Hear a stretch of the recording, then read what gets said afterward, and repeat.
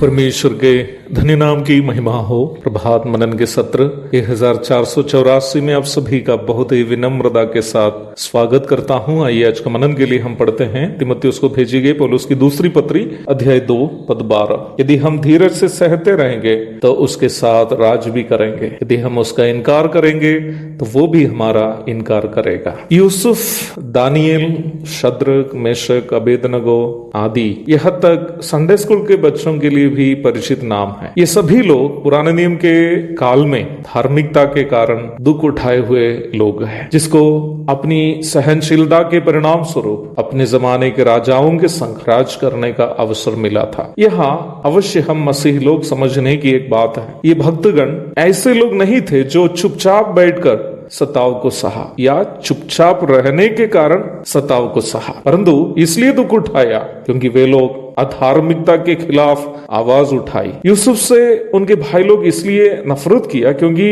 भाइयों और माता पिता के संबंध में जो दर्शन उन्होंने देखा अपने पिताजी से कहा। दानियल को इसलिए सिंहों के मांद में पड़ना पड़ा क्योंकि वो अपनी नौकरी में विश्वास योग्य था और परमेश्वर से प्रार्थना करने वाला भी था। शद्रक, मेशक एवं अबेदनगो को इसलिए आग की भट्टी में गिरना पड़ा क्योंकि वे लोगों ने राजा के द्वारा खड़ी की गई मूर्ति के सामने दंडवत करने से इनकार किया। इन सभी लोग बिना कुछ किए दुख नहीं सहा बल्कि कुछ करके ही दुख उठाया। जब हम प्रेरितों के काम 9 के 22 एवं 23 पद को पढ़ते हैं, वहां हम देखते हैं कि पौलुस जब ये प्रमाणित करके कि यीशु ही मसीह है यहूदियों का मुंह बंद करता रहा, तब यहूदियों ने मिलकर उसे मार डालने का षड्यंत्र रचा। मैं इन उदाहरणों को ये कहने के लिए आपके सामने रखा कि दुख को उठाना या सताव सहना उन लोगों का काम नहीं है जो चुपचाप रहता हो या कुछ नहीं करता हो। सताव उनको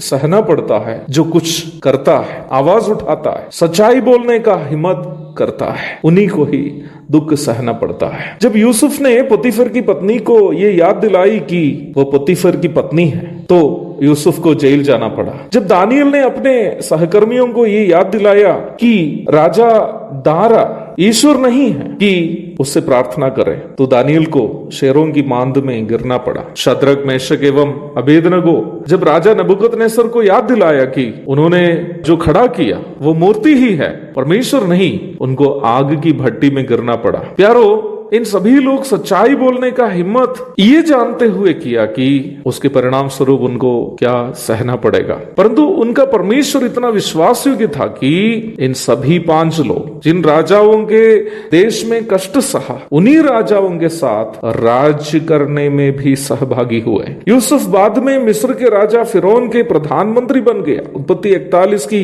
40 से 44 तक पढ़िएगा। दानियल एक नहीं बल्कि नबूकदनेस्सर, दारा एवं पारसी राजा कोरेश आदि राजाओं के समय में भी ऊंचे पद में विराजमान था। दानियल अध्याय 2 की 48, 6 की 28। शद्रक, मेशक एवं अबेदनगो नबूकदनेस्सर राजा के शासन काल में ऊंचे पदवियों में राज करते थे। दानियल 3 की 30। तो प्यारो, हम वचन से ये समझ सकते हैं कि ये परमेश्वर का नियम है कि जो परमेश्वर के कारण दुख सहते हैं उनके लिए एक राज करने का अनुभव परमेश्वर के द्वारा रखा हुआ है। यही सच्चाई पौलुस तीमुथियुस को भी यहाँ प्रारंभ में पढ़ी गई पद में याद दिला रहा है। यदि हम धीरज से सहते रहेंगे तो उसके साथ राज भी करेंगे। प्रभु दया करे तो हम मसीहियों के राज करने का अनुभव के विषय में हम कल मनन करेंगे। तब तक के लिए आपसे विदा हो जाता हूँ। प्रभु के धन्य नाम की महिमा हो। आमीन।